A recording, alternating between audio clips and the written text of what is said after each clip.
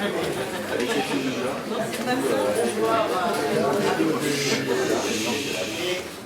bonne année, puisqu'on est dans la période des Jeux. Et merci d'être venus nombreux à notre première conférence de l'année 2020 de l'Université populaire de Saint-Michel-sur-Orge.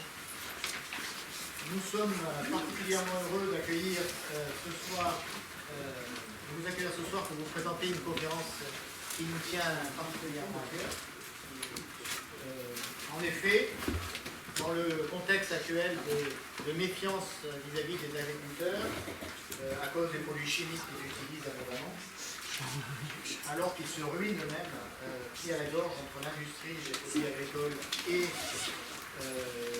les médicaments et par l'industrie agroalimentaire qui achètent leurs produits à des prix.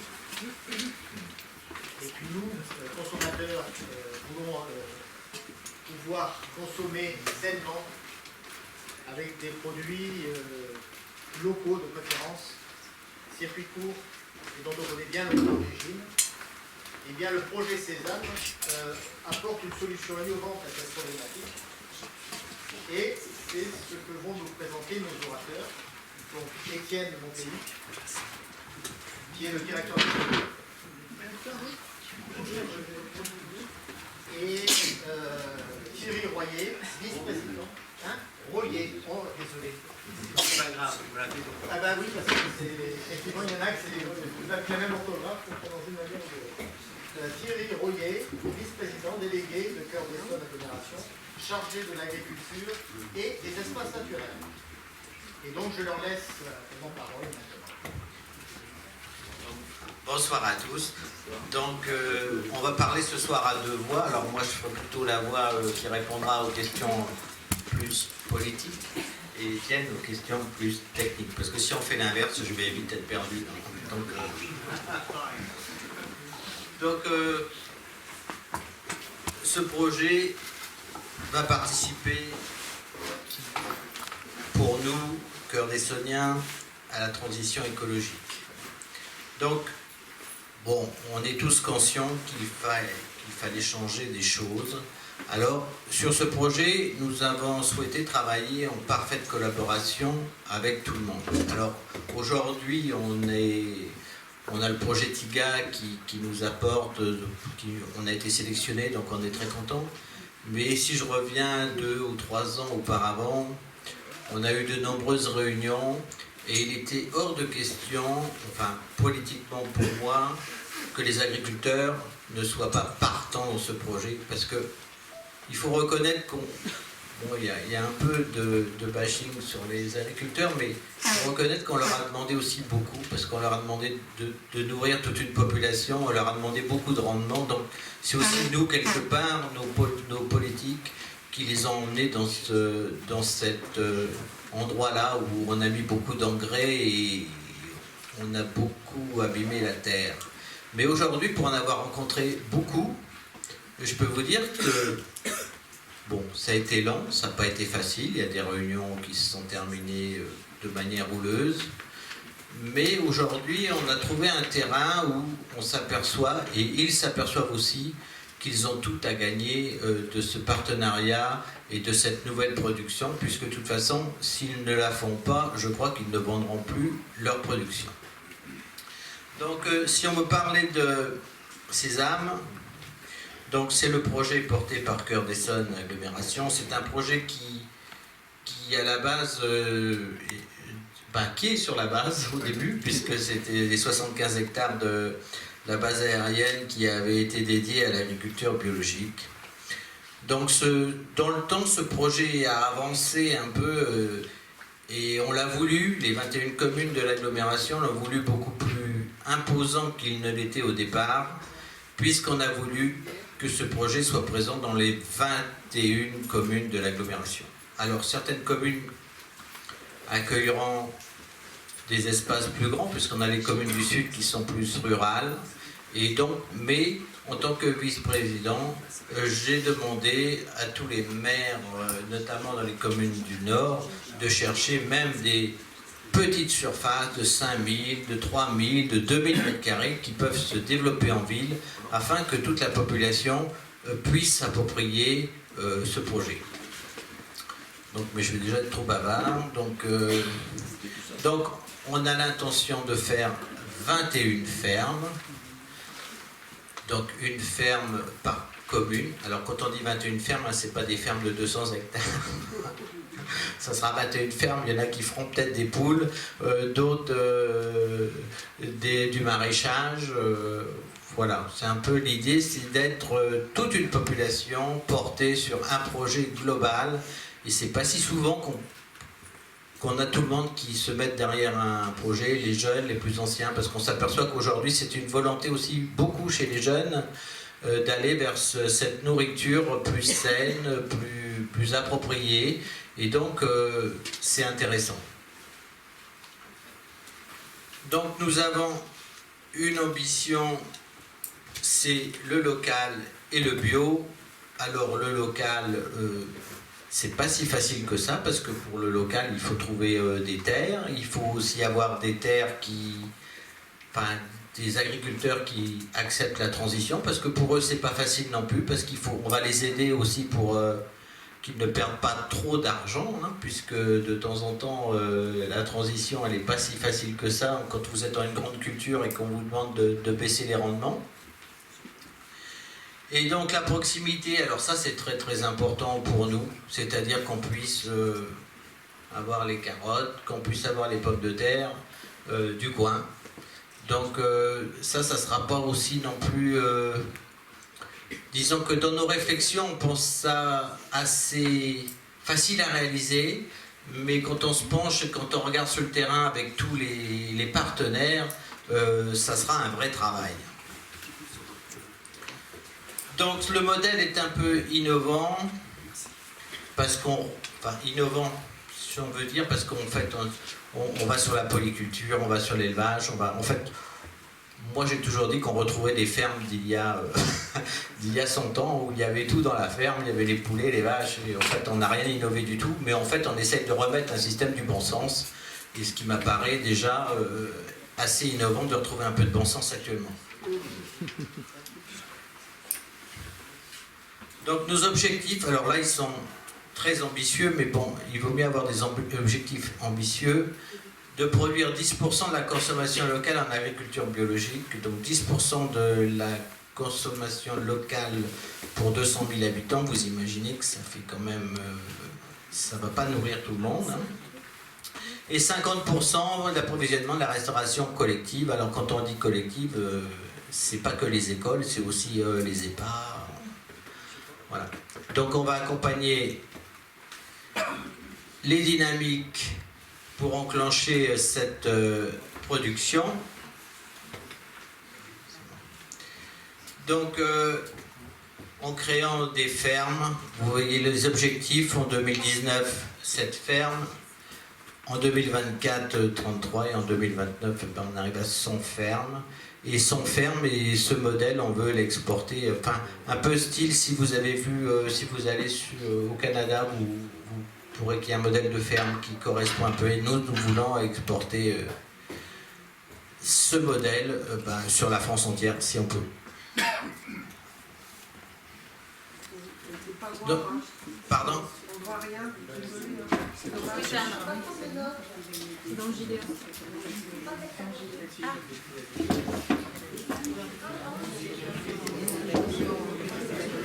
C'est un peu plus grand peut-être, non?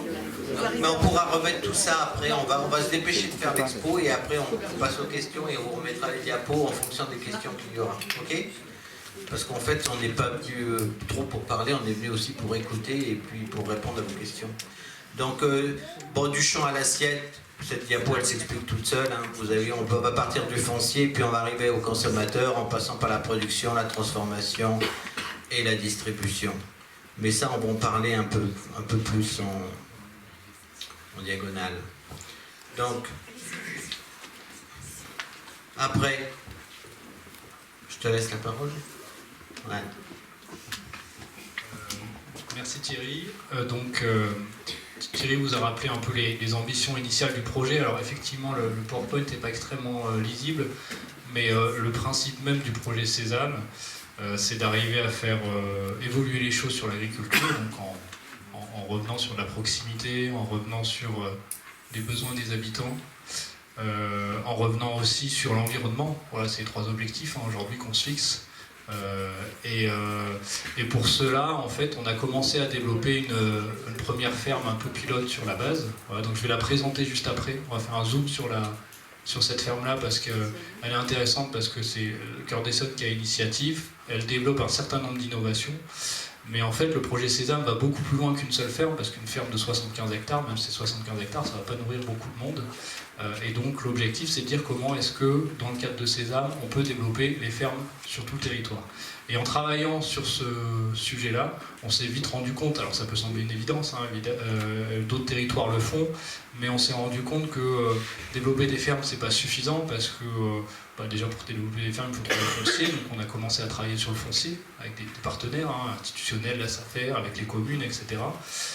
Et puis il faut travailler sur la transformation, parce qu'une fois que votre agriculteur, s'il est prêt à aller vers la grande culture, de passer de la grande culture vers du maraîchage, par exemple, de plein champ, il produit des carottes, sauf que si vous voulez que les carottes aillent dans les cantines scolaires, encore faut-il les transformer, parce que vous n'allez pas livrer les cantines du coin avec des carottes non épluchées, non lavées.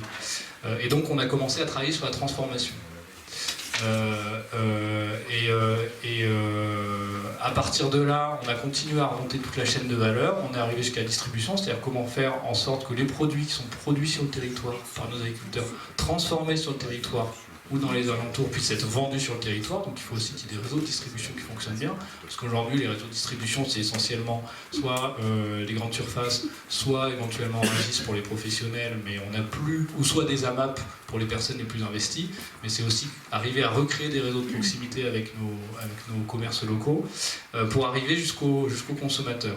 Donc cette slide s'appelle Du champ à l'assiette, c'est vraiment le projet Sésame dans toutes ses implications. C'est certes agir sur l'agriculture, mais agir également sur l'ensemble de la chaîne de valeur, parce que le pari que l'on fait, c'est en disant, en relocalisant la chaîne de valeur, alors le terme est un peu technique, mais qu'est-ce que ça veut dire, en remettant sur le territoire du champ à l'assiette, c'est comme ça qu'on va arriver à rémunérer correctement nos agriculteurs, parce que les circuits sont plus courts, il y a moins d'intermédiaires, et c'est comme ça qu'on va, y compris, recréer de la confiance vis-à-vis des consommateurs, parce que les consommateurs savent d'où viennent les produits, savent comment ils sont arrivés jusqu'à dans leur assiette, et savent comment ils ont été transformés. Et à partir de là, on fait le pari d'arriver à recréer des choses qu'on n'arrive pas à recréer au niveau national. Il y a eu les états généraux de l'alimentation, vous avez, je pense, tous suivi ça l'année dernière. Je pense que c'est un sujet qui vous intéresse si vous êtes là aujourd'hui. Il y a beaucoup de sujets, ces sujets dont on parle, c'est des sujets qui ont été traités dans les états généraux de l'alimentation, mais au niveau national, c'est très compliqué, parce qu'on a des lobbying, parce qu'on a des enjeux économiques macro, et l'objectif, c'est en relocalisant au niveau local, en remettant le territoire au centre, c'est d'arriver, et en limitant le nombre d'intermédiaires, c'est d'arriver justement à régler ces difficultés-là. Donc voilà, du champ à l'assiette, ça veut dire ça. Et après, le pari que l'on fait aussi, c'est de dire, pour pouvoir accompagner cette transition, il faut aussi mettre un peu de moyens. Et donc parier aussi sur le numérique. Voilà. Alors les nouveaux outils numériques, ça peut aussi servir pour du local. Le numérique, c'est pas que de la mondialisation, c'est aussi permettre de pouvoir, tous les consommateurs, de pouvoir aller sur un site internet et de voir où sont produits à côté les carottes du coin, où est-ce qu'on peut les acheter, combien on peut les acheter, etc. Donc, y compris reterritorialiser, c'est-à-dire remettre du local via le numérique. La formation, parce qu'aujourd'hui les agriculteurs sont formés, mais pas sur tous les éléments. Et si vous voulez être un agriculteur, que vous faites des céréales depuis des années, que vous voulez passer en bio ou passer en polyculture élevage, la formation n'est pas évidente. Donc, comment on travaille avec des centres de formation locaux? On travaille beaucoup avec celui de Brie-Contre-Robert, qui n'est pas si local que ça, mais mine de rien, il n'est pas si loin non plus. Et puis la partie financement, parce que Thierry l'a dit, toute cette transition, il faut la financer. Et à un moment, il faut aussi pouvoir accompagner les agriculteurs qui vont, soit les jeunes qui vont s'installer, parce qu'on a aujourd'hui, dans 10 ans, on aura 80% de nos agriculteurs qui sont partis à la retraite. Donc si on ne les remplace pas, on n'aura plus d'agriculteurs. Donc voilà, il faut permettre aux jeunes de s'installer, donc il faut aussi les aider à s'installer, donc les financements sont nécessaires pour ça. Et puis aussi les agriculteurs existants aujourd'hui qui veulent se développer, évoluer, on les aide aussi via des financements. Alors c'est un point important, l'objectif c'est pas de donner des subventions comme ça, comme a pu le faire la PAC, et puis avoir une agriculture qui est subventionnée, mais Thierry l'a rappelé, c'est qu'il y a des modèles économiques derrière, que l'agriculteur vit de son travail. Donc c'est pas des financements via des subventions pour les agriculteurs, mais c'est des financements sur de l'accompagnement qui permet ensuite d'aller vers cette transition. Donc ça c'est le projet Sésame dans son ensemble. Je vais passer, si ça vous va, tout de suite à la ferme de l'Envol. Ça vous permettra peut-être de toucher un peu ce qu'on fait sur une ferme, donc une des premières fermes, sur le site de l'ancienne base aérienne 217, donc sur Plessis-Pathé-Brétigny, donc pas très loin d'ici, et qui est une première ferme en polyculture élevage, qui pourra être un modèle pour d'autres fermes du territoire, mais qui n'est pas un modèle exclusif. Voilà, on peut aussi avoir des fermes qui ne sont pas en polyculture élevage, mais en monoculture. Il n'y a aucun souci. Il y a des maraîchers qui font que du maraîchage, ça marche très bien. Mais là, on essaie de développer quelque chose d'un peu différent sur le site avec des innovations un peu fortes. Voilà, donc je vous présente la ferme de l'Envol, et puis après on viendra, comme le proposait Thierry, on reviendra sur les éléments un peu plus généraux du Sésame, le projet dans son ensemble, avec des questions-réponses, puis des échanges. Donc le projet, c'est 75 hectares, voilà, donc de surface agricole utile, donc il y aura un peu plus, parce qu'on ne compte pas les bâtiments, etc. Sur l'ancienne base aérienne 217, donc c'est un site qui a fermé pour ceux qui... Vous êtes tous du territoire, donc je pense que vous connaissez un peu l'histoire, qui a fermé en 2012, c'était le centre d'essai en vol, c'était la base militaire. Et donc l'agglomération a récupéré les terrains, et on a conservé une partie pour faire un projet agricole qui est donc la ferme de l'Envol. Et donc l'objectif, c'est avec un collectif d'agriculteurs, d'installer une ferme en polyculture élevage. Donc qu'est-ce que ça veut dire? C'est que c'est pas de la monoculture, c'est pas que du maraîchage. Il y a certes du maraîchage bio, mais il y a d'autres types de cultures, et il y a également de l'élevage. Je vais présenter tout ça. Donc l'objectif, c'est d'installer 13 à 14 agriculteurs sur le site, sur 75 hectares, donc c'est dense en emploi. Voilà, c'est 14 agriculteurs sur 75 hectares, parce que derrière il y a du maraîchage, il y a beaucoup de main d'œuvre. Évidemment, c'est pas du tout ces ratios-là sur des céréales, par exemple. Et puis on a quelques éléments financiers du projet. Alors c'est la directrice du projet de la ferme qui m'a passé cette présentation. Les chiffres ne sont pas tout à fait actualisés, donc voilà, ne vous focalisez pas trop, mais ça vous donne un peu un ordre d'idée de combien c'est. C'est à peu près, à terme, quand le projet sera développé, 1,5 million de chiffre d'affaires par an sur cette ferme-là. Voilà, donc le projet, en fait, très simplement, c'est Cœur d'Essonne qui a l'initiative, en tant que propriétaire des terrains, à récupérer les terrains des militaires lorsqu'ils sont partis, travaille avec une association qui s'appelle Ferme d'Avenir, vous connaissez peut-être, vous avez peut-être vu le film On a 20 ans pour changer le monde, et avec surtout des porteurs de projets, en fait des agriculteurs qui veulent s'installer, qui étaient des agriculteurs sans terre, qui étaient locataires des terres, ou alors des jeunes qui s'installent, ainsi que des partenaires fondateurs. Ça c'est important, je vais revenir dessus, mais le principe c'était de dire, c'est pas Cœur d'Essonne qui a fait une ferme publique, en en payant ses agriculteurs, c'est pas l'objectif, mais c'est bien une ferme dans laquelle on a en quelque sorte à part égale la collectivité qui a un intérêt, en disant moi je veux développer des nouveaux modèles de ferme, une association qui au niveau national développe ça, des agriculteurs qui sont engagés dans cette démarche-là, et des partenaires économiques, parce que on reviendra peut-être sur le modèle économique, mais notre objectif aussi c'est que à un moment on ne soit pas sur du 100% public, des partenaires économiques qui croient au projet, qui veulent s'investir sur le projet. Donc les agriculteurs, bon là on a les photos, donc on a déjà 4 agriculteurs qui sont engagés depuis plus de 2 ans avec nous maintenant pour travailler sur ce projet. L'objectif, je disais, il y en a entre 13 et 14, donc il y a encore 9 agriculteurs à trouver pour rentrer dans ce collectif et sur ce projet. Et donc on a le titre de la diapo, un pool inédit de partenaires fondateurs. C'est une plaquette pour vendre la ferme. En fait, là l'objectif c'est bien de montrer qu'on travaille en fait avec des acteurs économiques. Donc on a par exemple InVivo Fondation InVivo, qui est une grosse coopérative agricole, une des plus grosses coopératives d'Europe. Donc on travaille aussi avec des grosses coopératives, même si on est un projet innovant. Ça intéresse aussi les grosses coopératives. On n'est pas un projet alternatif, on est un projet de développement innovant, mais on n'est pas uniquement sur l'alternatif. On travaille avec des restaurateurs, notamment le Septime, qui sont des restaurateurs parisiens, avec Mémé Georgette qui travaille sur la transformation, qui va faire un atelier de transformation, avec À l'Ancienne qui travaille sur la distribution sur Paris, donc c'est une distribution en scooter électrique. Donc voilà, plein de petits ou gros partenaires qui sont intéressés sur le projet, ce qu'on appelle des partenaires fondateurs, parce qu'ils sont venus dès le début, qui investissent dans le projet, donc à un moment qui mettent de l'argent aussi pour payer les serres des agriculteurs, pour payer leur développement, qui prennent des parts dans l'entreprise. Je vais présenter ça parce que le modèle économique aussi, le modèle de structuration est intéressant. parce qu'on prend un nouveau modèle agricole qui est un peu différent, qui permet encore une fois de rémunérer correctement nos agriculteurs, d'avoir une agriculture qui est respectueuse de l'environnement, et on peut avoir des produits de qualité, locaux, bio.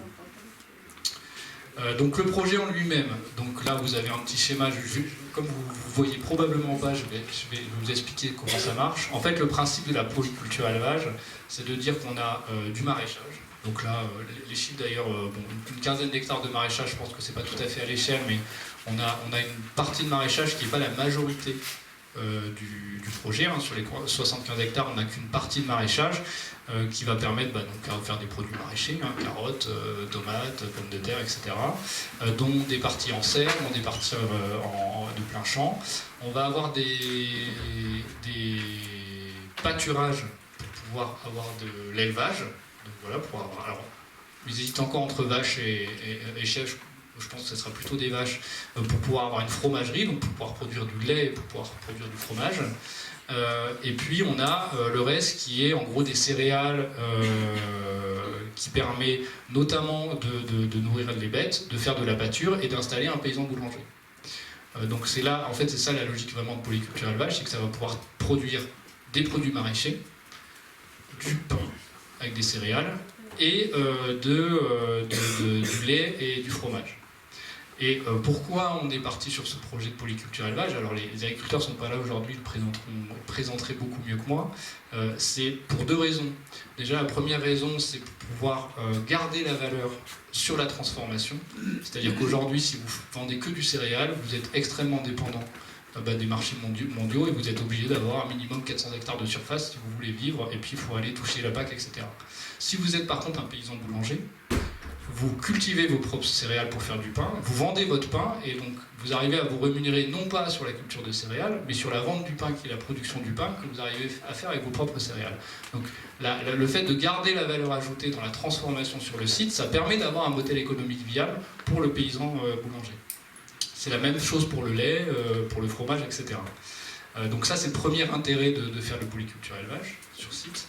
Et le deuxième intérêt, c'est d'avoir les différents ateliers qui s'enrichissent les uns les autres. Aujourd'hui, si vous voulez faire du maraîchage, vous avez beau faire de la rotation des cultures, au bout d'un moment, vous épuisez vos terres et vous devez avoir des intrants. C'est-à-dire, vous devez, même si c'est du bio, à un moment, vous devez amener des engrais pour pouvoir fertiliser votre terre.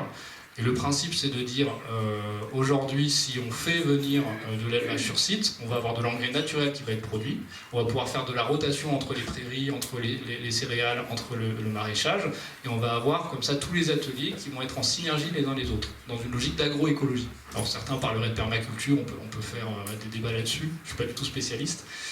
Et donc l'intérêt de ce projet, c'est de dire là où on a le plus de revenus à l'hectare, c'est sur du maraîchage, c'est-à-dire avec 4 hectares, vous pouvez faire vivre 1, 2, 3 maraîchers, mais du maraîchage tout seul, ce n'est pas viable si vous voulez travailler en agroécologie. Et donc le fait, les agriculteurs qui sont extrêmement engagés là, ont dit moi je suis maraîcher, mais je suis prêt à travailler avec un éleveur, à travailler avec un paysan boulanger, parce que je sais que ça va enrichir ma terre, je sais que ça va enrichir mon projet, même si ça fait plus de contraintes. Et on va revenir sur ce que tu expliquais Thierry, c'est-à-dire les fermes de peut-être qu'il y avait il y a 40 ou 50 ans, qui sont des fermes en polyculture élevage et qui naturellement en fait arrivaient à fonctionner sur un système vertueux en agroécologie. Donc voilà, donc c'est ce que j'expliquais sur les ateliers. Donc en fait, on a 4 ateliers. Alors l'atelier maraîchage, l'atelier élevage laitier, l'atelier céréales, transformation de pain, et un atelier arboriculture qui est très important sur la biodiversité, même s'il est beaucoup moins important en nombre d'hectares, qui sera développé. Voilà, donc ça c'est vraiment la logique de polyculture élevage. Un deuxième point, je présente tout et puis après on pourra rentrer sur les débats, les questions-réponses.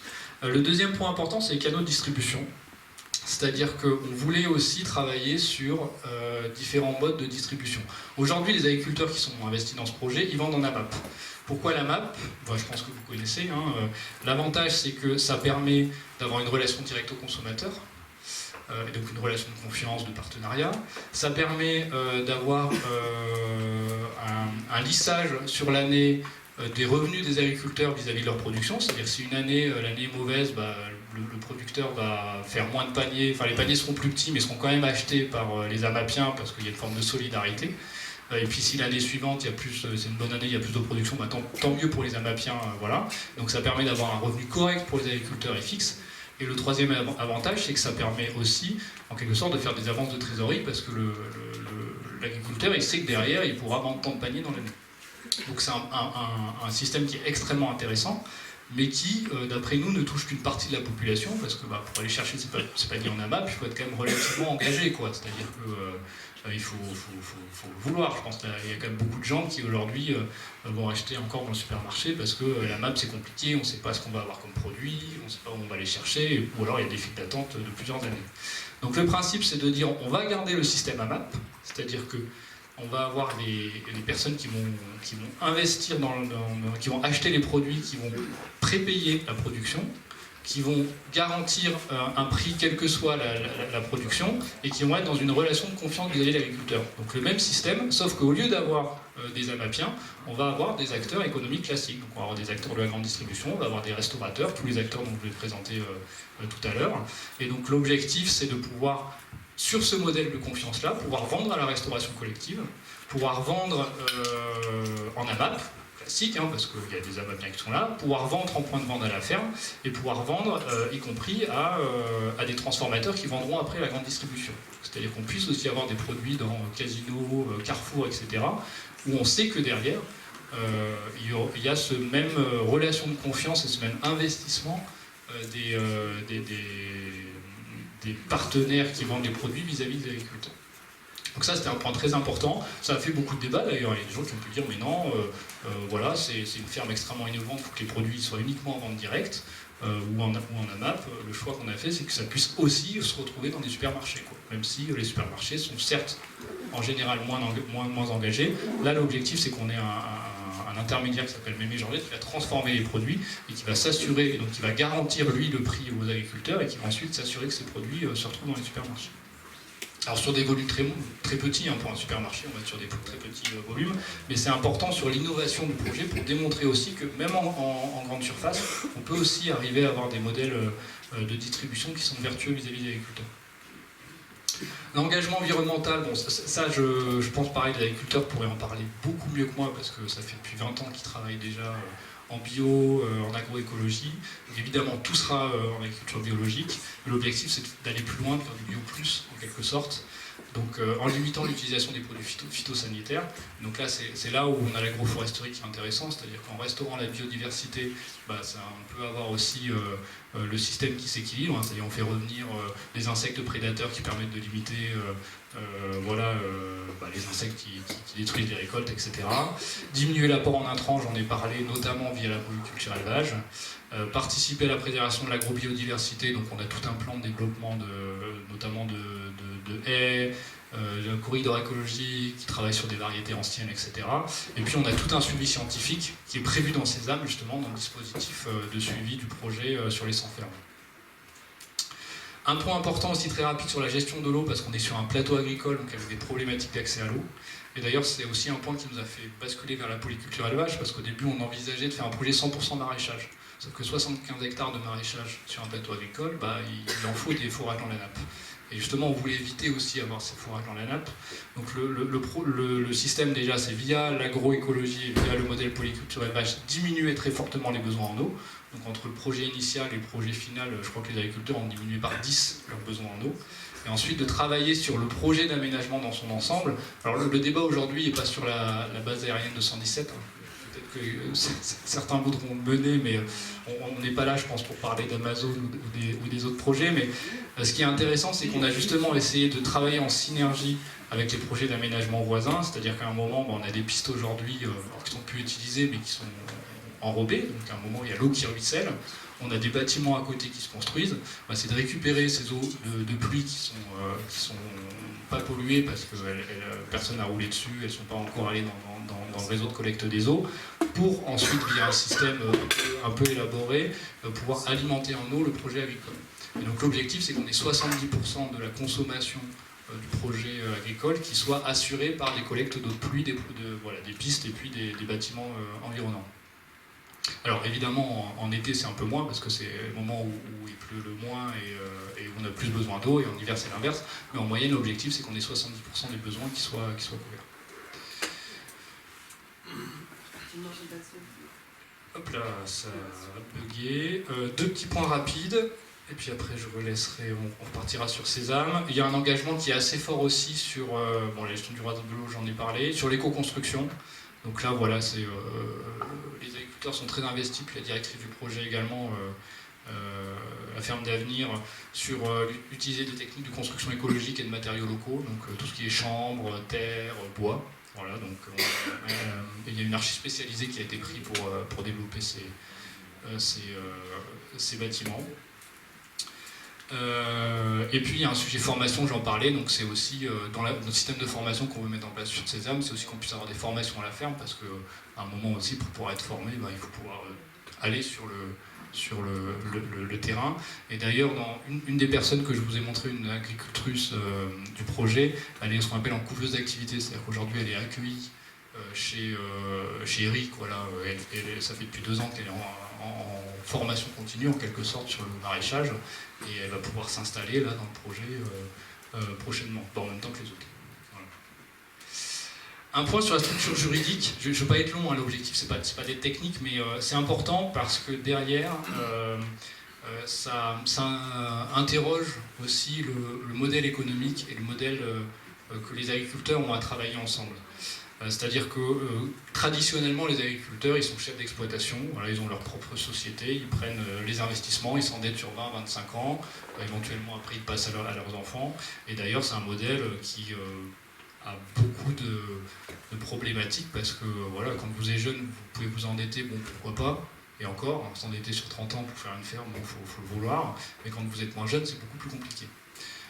Et donc le principe, c'était de dire, pour permettre de simplifier la transmission des exploitations agricoles, parce qu'aujourd'hui, les exploitations agricoles sur 300 hectares avec un capital gigantesque en matériel, etc., plus personne ne peut les racheter.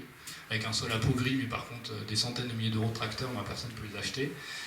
Et pour donc faciliter l'installation de jeunes agriculteurs, c'était de créer une société coopérative qui va porter la structure de développement. Donc on a fait un truc un peu en poupée gigogne, c'est-à-dire qu'on a, nous, la collectivité, qui avons été à l'initiative avec les partenaires dont j'ai parlé, une société de développement qui est une société coopérative d'intérêt collectif. Cette société loue les terres, c'est la collectivité qui lui loue les terres, donc c'est Cœur d'Essonne qui est propriétaire des terres, qui va développer le projet, donc lever des fonds pour pouvoir développer le projet, donc faire les serres, acheter du matériel, faire les bâtiments, etc. Et qui ensuite va louer les terres aux agriculteurs. Ce qui permet aux agriculteurs de pouvoir, en prenant des parts dans cette société, mais des parts minimes, ils peuvent arriver avec un capital de 10 000 euros, de pouvoir travailler avec cette outil de production en mettant uniquement 10 000 euros de leur poche au début et pas s'endetter sur 200 000, 300 000, 500 000 euros. Donc c'est intéressant pour permettre aux agriculteurs d'arriver, et c'est aussi intéressant pour la transmission, parce qu'aujourd'hui quand il y a un agriculteur qui part, il dit moi je revends mon capital, je repars avec mon bien. Alors que là le bien, c'est un bien commun qui est porté par cette société de développement, et même si un agriculteur part, il y en a un autre qui peut arriver et le projet continue. Donc le fait de créer cette société de développement, c'était un point très important pour nous, parce que ça permet justement de garantir la pérennité du projet dans le temps. Et à cette société de développement a été adossée une autre société, qui est une société de production agricole sous modèle SCOP, une société coopérative, qui est portée uniquement par les agriculteurs. Et là, c'est les agriculteurs qui ont décidé de se regrouper entre eux pour avoir une société unique. Alors comme c'est une SCOP, ils sont tous salariés de l'entreprise, en même temps propriétaires de leur entreprise. L'intérêt, c'est qu'ils sont tous dans la même barque.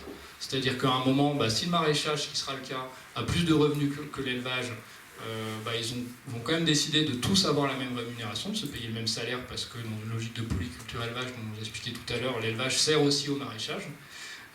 Et puis, ils vont pouvoir, comme ça, avoir un système de gestion de la ferme avec 14 agriculteurs, plusieurs sous-exploitations en quelque sorte, avec une gestion commune, et non pas avoir 75 hectares divisés en 14, et puis chacun dans son coin.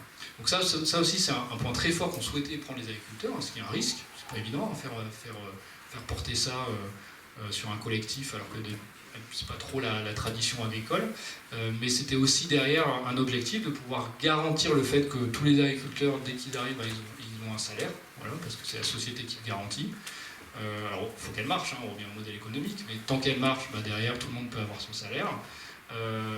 Des protections sociales, voilà, comme ils sont adhérents à Enscope, ils ont des protections sociales, ce qui n'est pas le cas aujourd'hui si vous êtes chef d'exploitation. Et puis de pouvoir avoir ce projet qui perdure dans le temps. Voilà, bon après je ne rentre pas trop dans le détail des collèges, mais l'objectif c'est qu'on essaie de mettre en place des collèges équilibrés pour garantir que les agriculteurs aient un droit de minorité sur toutes les décisions de l'entreprise, évidemment, et qu'il n'y ait pas à un moment une grosse entreprise qui arrive, qui prenne le capital et puis qui dit j'impose mes choix. Voilà, donc ça c'est la ferme en elle-même, donc vous voyez un peu le modèle qui est innovant sur beaucoup de choses. Donc là, c'est un projet qui, mine de rien, s'est fait assez vite parce qu'on a commencé à travailler avec l'agriculteur et Ferme d'Avenir il y a 2 ans, c'était juillet 2018, 17, juillet 2017, un peu plus de 2 ans.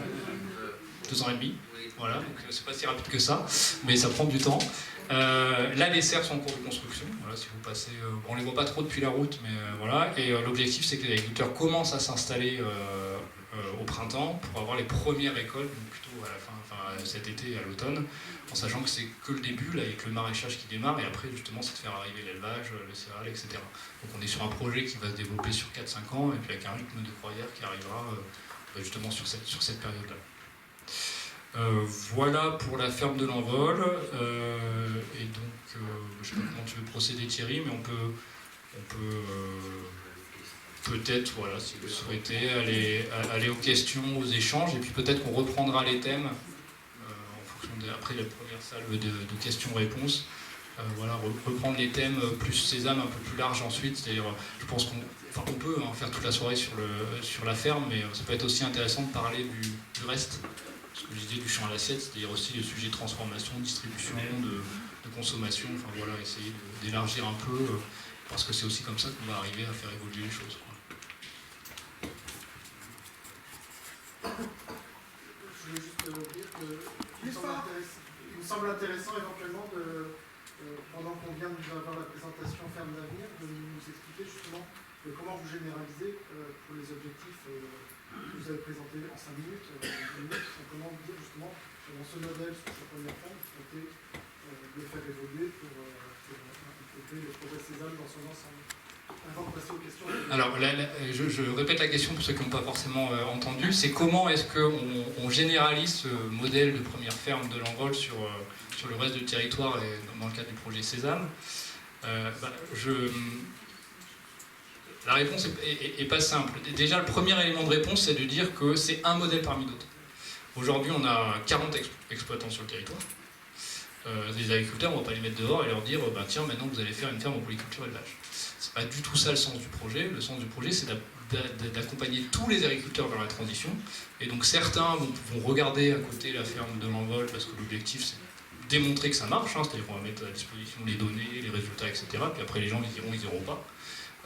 Et pour permettre aux agriculteurs jeunes qui souhaitent changer de modèle de le faire, et surtout aux jeunes qui vont s'installer, c'est-à-dire quand, je le disais, dans 10 ans, 80% des agriculteurs seront partis à la retraite, c'est-à-dire qu'il y a bien des gens qui vont s'installer, et voilà, et peut-être que sur un foncier qui était avant 200 hectares où il n'y avait que du céréal, il y a peut-être un collectif de jeunes qui va s'installer, qui va dire tiens, moi j'aimerais bien faire une ferme polyculture élevage parce que ça marche bien à côté, quoi. Voilà, donc c'est aussi une démonstration par exemple, on n'est pas là pour faire du coercitif et de dire aux agriculteurs comment faire leur métier, on n'a pas la prétention de ça, mais c'est développer un modèle et de le mettre à disposition de tout le monde pour qu'il puisse se développer ou pas. Peut-être qu'on va se rendre compte qu'il y a des choses qui ne marchent pas et donc le corriger. Voilà, donc c'est un peu payer les pots cassés pour permettre aux autres de faire la même chose. Donc ça, voilà, c'est la première réponse. Et la deuxième réponse, ensuite, c'est toutes les actions qu'on va mettre en place dans Sésame qui visent justement à accompagner les agriculteurs. Donc déjà, c'est d'identifier du foncier pour pouvoir installer des nouveaux agriculteurs. Il y a peut-être des nouvelles fermes qu'on peut faire sur le territoire, sur du foncier en déshérence, etc. Travailler sur les transmissions quand il y a un agriculteur qui part à la retraite, s'assurer que les terres elles perdurent bien pour faire de l'agriculture et pas qu'elles fassent autre chose. Permettre aussi aux agriculteurs d'avoir des débouchés, parce que quand vous dites à un agriculteur il faut se mettre à faire du maraîchage ou du plein champ, il dit oui, mais moi, qui me garantit que si j'investis tant dans du matériel pour ensuite vendre des carottes, j'aurai suffisamment de revenus. Donc c'est pour ça, en fait, je reviens un peu sur la répartition de la valeur, mais c'est pour ça qu'il faut qu'on agisse sur tous les leviers un par un, ce qui peut permettre aussi aux agriculteurs de passer le pas et de dire bah oui, je vais mettre en bio parce que je sais que derrière j'ai l'usine de transformation de mes Jorlette qui pourra m'acheter mes produits à tel prix. Donc, c'est les fermes sur l'agglomération ou les fermes sur le national? Non, je parlais sur l'agglomération. Vous avez évoqué des objectifs d'une centaine de fermes. Donc c'est comment justement, avec les difficultés que vous venez d'évoquer, sur un temps donné, vous pensez arriver à 100 alors qu'on en a 40 aujourd'hui? Alors, les 100 fermes, c'est un chiffre ambitieux et en même temps on a regardé toutes les fermes, on a regardé un peu la structuration du territoire et des terres agricoles avec les agriculteurs qui vont partir à la retraite et on imagine les fermes qui peuvent se faire et on travaille aussi en partenariat avec d'autres territoires, donc l'objectif c'est aussi d'élargir un peu plus large que Cœur d'Essonne. Voilà. Mais j'insiste vraiment, c'est pas faire 100 fermes comme la ferme de l'Envol. On n'est pas tous là-dessus, mais c'est de pouvoir faire en sorte qu'on ait 100 fermes dans un réseau de fermes qui à un moment vont tous dans le même sens, avec des niveaux d'ambition qui sont variés. Voilà, il y en a qui feront que du bio, puis il y en a qui feront du bio plus. Là-bas. Vous parlez de 100 fermes, peu importe le chiffre, mais je voulais savoir comment vous faites pour avoir la superficie, en fait, pour maintenir des terres agricoles dans l'agglomération. Je ne sais pas si vous les avez déjà maintenant à disposition, parce que je prends par exemple Bretigny, l'urbanisation n'arrête pas de s'étaler. Et comment on fait pour en fait, garder des surfaces agricoles pour pouvoir cultiver et faire des fermes que ce qu'on voit dans l'agglomération? Ouais. Alors, on a déjà fait on a fait une année à peu près le tour du foncier, hein, parce que tous les maires, j'ai rencontré les 20 maires de l'agglo, histoire de faire un peu le tour du propriétaire. Donc, il y a des communes qui ont très peu de foncier, mais là, on a fait que le tour du foncier qui appartenait aux villes. Hein. Donc, on s'aperçoit qu'on a quand même pêché quand même plus de 100 hectares. On est sur un chiffre quand même déjà impressionnant. Alors quand on parle de ferme de 75 hectares, mais on va parler de ferme de 10 hectares. Hein, parce que je vois sur Bruyères, nous on a trois projets. Donc qui vont s'intégrer à une ferme, mais qui ne vont pas faire à eux trois une ferme, puisqu'on a un projet de ferme pédagogique, mais qui va être 2 hectares, qui va être plutôt sur du maraîchage, qui va être sur de la petite culture. On a une ferme, on a un projet de 15 ou 20 hectares sur de l'élevage plein air, de poules et d'œufs, et on a un autre projet sur le parc du château où on veut faire 4 hectares de verger. Vous voyez, on va apporter des hectares, mais peut-être c'est un arboriculteur qui va prendre 4 hectares à Bruyères, mais qui en aura 5 à Ollainville et puis 7 à Breuillé. Vous voyez ce que vous voulez, c'est l'importance de la proximité. Pour nous, la proximité, quand vous avez 4 villes qui se touchent, c'est de la proximité. Hein. C'est-à-dire qu'on va essayer ça fera quelque part, pour nous, ça compte un peu comme un projet aussi. Hein. C'est pas forcément, ça va pas tous être des fermes comme la ferme de l'Envol. La ferme de l'Envol, il faut voir que le partenaire qui est avec nous, c'est Ferme d'Avenir. La ferme de l'Envol, ils voulaient faire un essai, ils voulaient faire un modèle. Ce modèle, c'est eux qui vont l'exporter après sur la France entière, dans les espaces où il y a plus de place que chez nous. Alors après, pour l'urbanisation, pour l'urbanisation, je suis d'accord avec tout le monde, il n'y a pas de souci, on est en zone urbaine, rurale et tout. Après, c'est vrai que moi je viens d'un pays où c'est la désertification, parce que je suis de l'Allier, et donc on a quand même encore beaucoup de terres qui sont disponibles, beaucoup de terres qui sont en déshérence, donc je pense que tout ça va se rééquilibrer. On n'est pas obligé non plus d'avoir le potager à 30 mètres ou à 40 mètres de l'urbanisation. Je pense qu'on va... sur le sud Essonne, on s'aperçoit qu'on a encore de grandes possibilités. Et je vois, on a quand même des agriculteurs, notamment j'en connais un qui avait 400 hectares sur, je ne sais pas sur quelle ville, et qui va en passer 200 en bio. Vous imaginez passer 200 en bio, pour un agriculteur qui n'a jamais fait de bio, c'est quand même un challenge important. Hein. Donc, et tous ces gens-là, on va les soutenir, hein, parce que quand on parle du projet à 76 millions d'euros, quand on est allé se positionner auprès du Premier ministre pour ce challenge, quand on parle du projet à 76 millions d'euros, c'est quand même l'argent qui va aller aussi à des gens qui portent le travail. Hein. C'est pas de la sub, mais aussi l'intérêt, c'est d'aider les gens à la conversion, parce que si on les aide pas, ils vont pas le faire, parce que vous comprenez que ça demande Bon, ils ont le savoir-faire, il n'y a pas de problème, ils peuvent tout faire ça. Ce qu'il y a, c'est qu'après, ils ont aussi des emprunts à rembourser, des tracteurs qu'ils ont achetés, parce que maintenant, on ne peut rien faire sans acheter un tracteur à 120 000 €, donc avec la radio et tout ça. Donc en fait, nous, on n'est pas du tout dans cette option-là.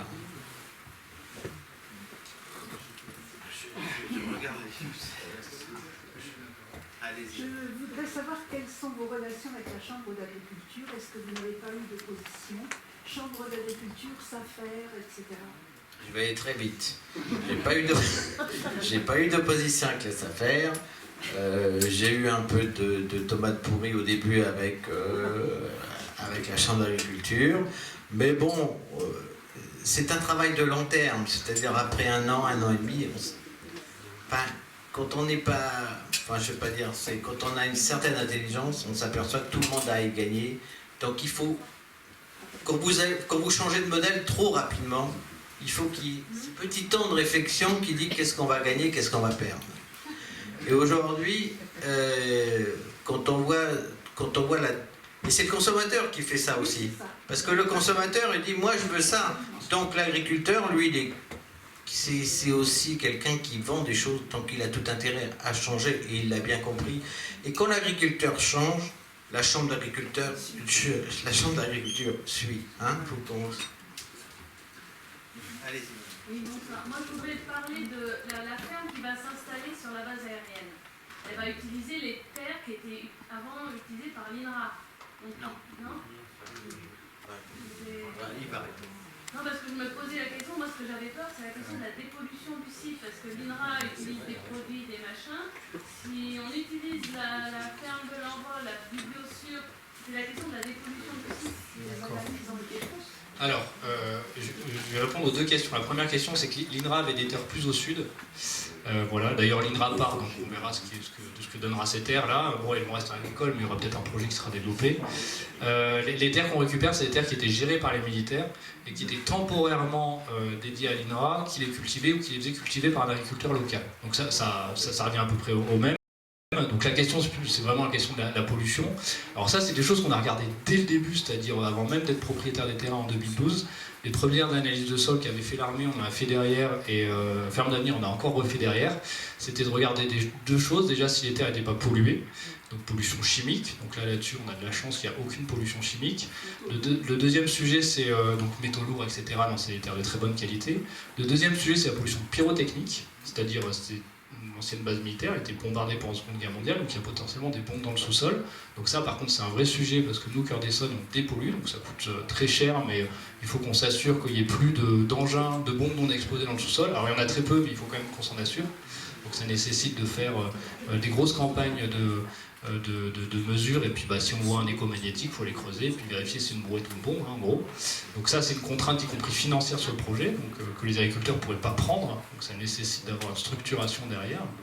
Et le troisième sujet, c'est de s'assurer que les terres, elles soient propres à l'agriculture biologique, du maraîchage, etc.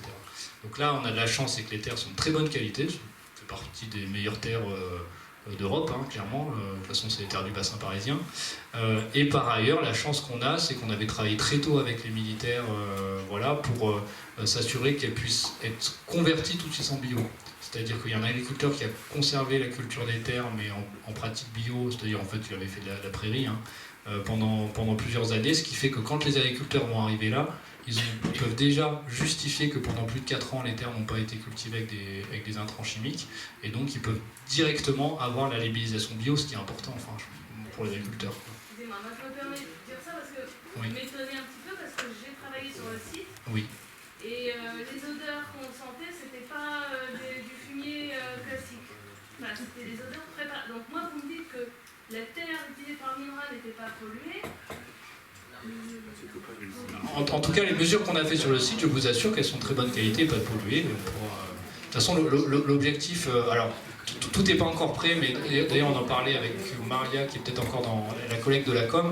L'objectif, c'est que, alors évidemment avec les collègues de la ferme, c'est qu'on puisse mettre à disposition les mesures. Vous verrez, la terre n'est pas polluée. Après, moi j'étais pas là à l'époque, je ne sais pas ce qui a été fait, mais il y a 3 bureaux d'études différents et indépendants qui ont fait des prélèvements sur le site et qui ont conclu qu'il n'y avait pas de pollution. Peut-être que c'était sur d'autres secteurs, je sais pas. C'était peut-être sur d'autres secteurs, hein, j'en ai aucune idée. Ah, vous êtes par rapport à ça?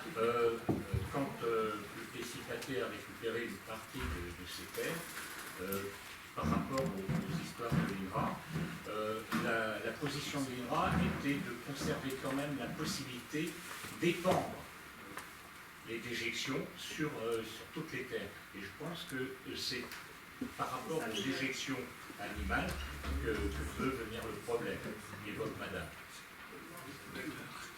Et là, c'était sur toutes les terres. D'accord. Madame, et après madame. Vous avez parlé de droit de minorité des agriculteurs, et moi je ne sais pas ce que c'est. Vous pouvez préciser?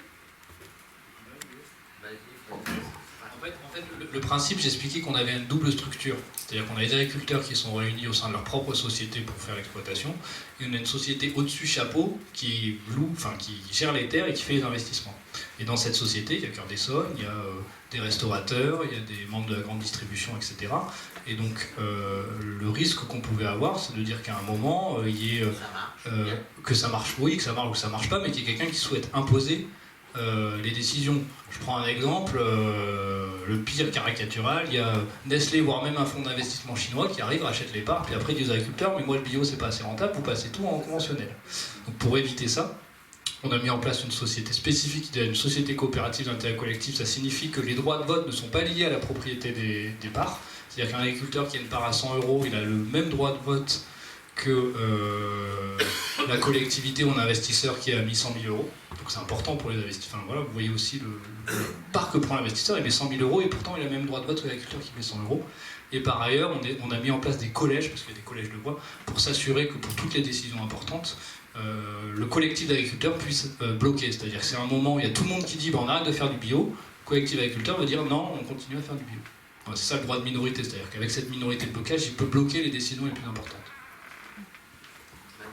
Donc, excusez-moi si j'ai bien compris, si Carrefour est là, Carrefour ne peut pas imposer ses prix ou le paiement à 120 jours, de tout ce qu'il fait actuellement à ces structures-là. Carrefour peut toujours le faire. La première question, ouais. Pardon. La deuxième, c'est, il y avait à un moment donné, on ne voyait pas très bien Amazon et les ruissellements de pluie. Est-ce qu'on récupère l'eau de pluie des toits d'Amazon? Est-ce que ça s'était réalisé? Parce qu'à un moment donné, il y avait un quiproquo par l'agence des eaux, apparemment, pour récupérer cette eau. Est-ce que ça s'est mis en place maintenant, précisément, ou non? Voilà, c'est les deux questions, merci. J'ai donné la réponse. Première question, alors Carrefour peut toujours imposer ses prix, mais dans ce cas-là, on ne lui vendra pas. Ah oui, voilà. Tout simplement. Par contre, il ne peut pas imposer à la société de dire vous allez vendre à ça, parce que voilà. De toute façon, Carrefour n'est pas membre, mais s'il était. Non, mais pas. Voilà, exactement, c'est exactement ça l'idée. Et le deuxième, c'est que aujourd'hui, alors c'est pas encore mis en place, tout simplement parce que la ferme n'est pas encore mise en place. Voilà. Mais effectivement, il y a les autres toitures du bâtiment d'Amazon qui sont connectées à un réseau géré par l'agglomération d'eau pluviale qui permet ensuite de le connecter à la ferme. Voilà. Ça sera fait. Donc ça sera fait. Et puis après, voilà, si en plus Amazon fait ou pas un deuxième bâtiment, on pourra récupérer les eaux ou pas de ce deuxième bâtiment. Mais dans tous les cas, nous on s'est assuré qu'on puisse connecter ces eaux de pluie au réseau de nous qui est géré par l'agglomération. Voilà. Vous savez, quand vous parlez de Carrefour, nous on n'aura pas de surproduction. Donc, on n'a pas besoin d'eux pour écouter. C'est un petit détail, mais aujourd'hui toute la production est déjà prévendue. C'est-à-dire que tout le monde nous dit vous pourriez vendre produire 4 fois plus, les gens l'achèteraient. Enfin, vous comprenez qu'on a peur que ces gens-là viennent par différents canaux s'immiscer dans ces affaires-là et par des intermédiaires ou des gens. Oui, mais donc, il a dit il y a quand même une grande partie des gens qui décident dans cette ferme qui sont des agriculteurs. Donc je pense que l'agriculteur, il en a marre aussi d'être soumis à ces prix qui ne se tiennent pas, enfin qui n'arrivent pas de vivre. Et donc je pense que là, ils vont profiter de l'occasion parce que c'était le grand sujet de ça, c'était aussi la question de l'emploi. Que chaque agriculteur soit rémunéré en fonction d'un travail et puisse vivre de son travail. Parce qu'aujourd'hui, si les agriculteurs arrêtent, ou s'il n'y a plus d'agriculteurs, c'est parce qu'ils ne vivent pas de leur travail. Hein. Voilà. Allez-y. Moi, j'aurais plusieurs questions.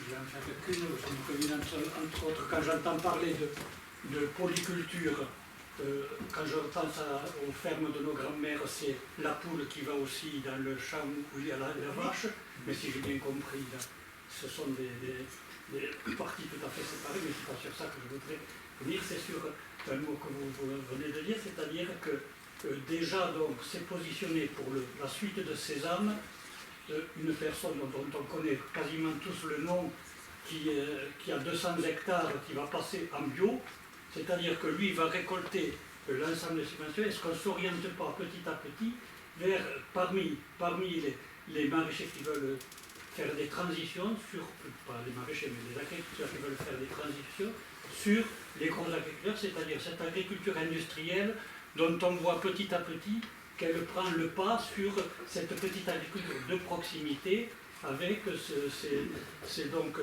ventes de proximité aussi.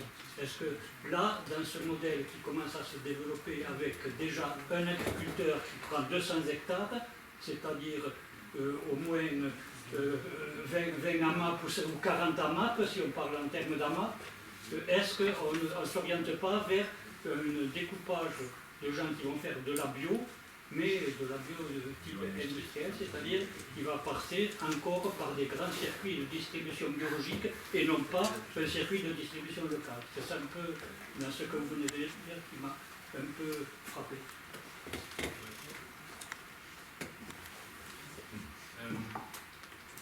La bio-industrielle, c'est un risque, hein, clairement, qu'on fasse Sésame ou pas. Aujourd'hui, enfin, je ne sais pas de qui vous voulez parler, mais Thierry Rouillet a dit on a un agriculteur qui a des céréales sur plus de 300 hectares, il en convertit 200. Bon, tant mieux. On ne lui donne pas des fermes, on ne lui donne pas de subventions, c'est lui qui convertit ses fermes, parce qu'il sait que derrière, il y a des débouchés.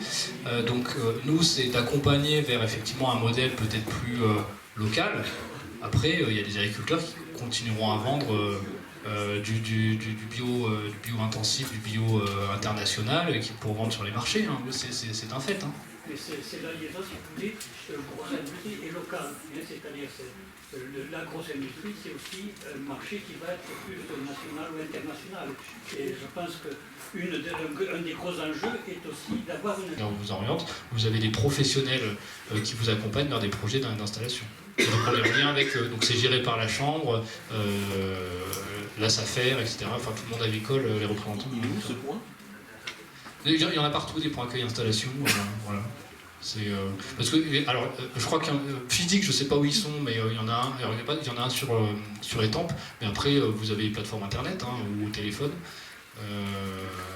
Mais le plus proche, non, il y a plus proche que Étampes quand même. Je vous dirai, je sais pas. C'est un complément ? Oui, je voulais dire qu'au-delà de ces organismes, l'agriculture biologique et les AMAP en particulier autour des AMAP, il existe des organismes qui aident à la formation de gens qui sont en reconversion. C'est ce qu'on appelle le pôle Abiosol. Abiosol, avec le groupement des agriculteurs biologiques, il y a aussi le champ des possibles, qui sont 3 ou 4 organismes, avec Terre de Liens qui est aussi partie prenante, qui sont partie prenante pour former à long terme, pour former des agriculteurs. Et je pense que la dame dont on parlait tout à l'heure, qui est aussi avec Eric au niveau de la ferme de l'Envol, est une de ces personnes qui a dû passer, je pense, par le champ des possibles, qui est un des bons organismes de formation pour des gens qui sont en reconversion, et que vous ayez 20 ans ou 40 ans. Et Terre de Liens, pour parler de Terre de Liens, dont je suis adhérent, c'est aussi un organisme qui aide à faire en sorte que l'agriculteur qui va s'installer quelque part n'ait pas à avoir un investissement lourd, un peu comme le même objectif qu'a la ferme d'Envol et toute cette structure que vous mettez en place, c'est-à-dire à l'heure actuelle le problème des agriculteurs, des gens qui veulent devenir agriculteurs, c'est 1. Est-ce qu'au bout de 4 ans j'en aurai pas marre? Et 2. Est-ce que j'ai du fric pour pouvoir m'installer? Et donc des organismes comme Terre de Liens sont des organismes qui achètent pour des surfaces et qui les gardent, même si l'agriculteur, au bout de 4 ans, dit « Excusez-moi, je croyais avoir bien fait, mais c'est pas mon truc, donc je m'en vais. » À ce moment-là, la terre n'est pas laissée à l'immobilier ou ailleurs. Donc voilà ce que je voulais dire, c'est qu'en dehors des organismes officiels dont on vient de passer, il en existe un certain nombre d'autres. Je pense que monsieur, dont je ne sais pas d'ailleurs exactement s'il fait partie de l'agglomération ou d'un organisme à part de conseil, donc voilà, certainement. Moi je travaille à l'agglomération et vous avez très bien expliqué tous les partenaires, dont Terre de Liens, Pôle Biosol, qui sont partenaires du projet. Vous êtes à la retraite, vous pouvez venir travailler à l'aglo alors. Allez-y, madame.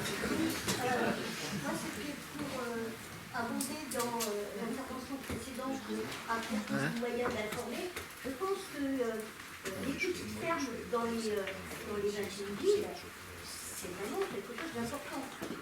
Malgré les contraintes foncières, je veux dire, on peut, comme vous avez donné quelques exemples, ça se fera, j'y tiens, c'est mon idée, j'y tiens. Par contre, il y a quelque chose quand même qui m'a interpellé, c'est que vous avez dit on ne va pas dans chaque commune imposer des choses. Or, quand même, ce que j'ai du mal à comprendre, c'est que chaque commune a des représentants qui siègent à l'agglo, qui ont suivi le projet, qui ont accepté le projet, qui ont abondé le projet. Excusez-moi de le dire, ça serait fort de café de voir tout d'un coup, de dire ah ben non, tout qu'on fait chez moi, c'est pas possible, on ne veut pas. J'espère que les choses ont été pensées un peu avant, quand même. Ça, toutes les villes ont proposé quelque chose. Hein. Pardon ? Toutes les villes ont proposé quelque chose. Voilà. Donc, oui, voilà. Donc, j'ai bien. Vous ne direz pas quoi de base,